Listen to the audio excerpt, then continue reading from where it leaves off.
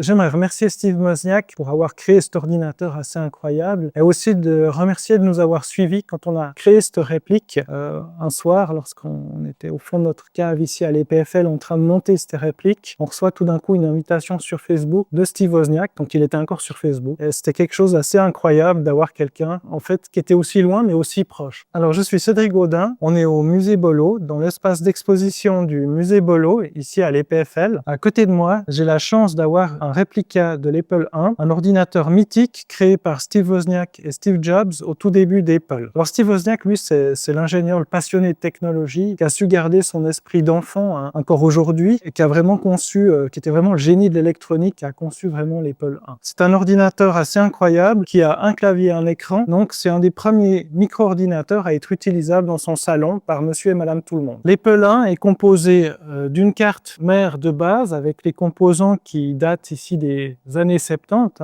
d'un clavier ASCII qui est un clavier spécifique pour ces micro-ordinateurs, ces Apple I, et d'un écran à tube cathodique qui vient de notre collection, qui est un écran des années 70 qui a été réparé pour l'occasion. Et encore d'un lecteur cassette pour enregistrer et lire les programmes, évidemment. Alors la boîte qu'on voit là, elle est un petit peu spéciale parce qu'elle est inspirée en fait d'une boîte d'un vrai Apple I, celui de Chris Espinoza, le 8e employé d'Apple. Et on s'est inspiré, quand on a fait notre réplica, on s'est inspiré de cette boîte-là. On a estimé la distance du clavier pour pouvoir reconstruire les dimensions pour faire une boîte similaire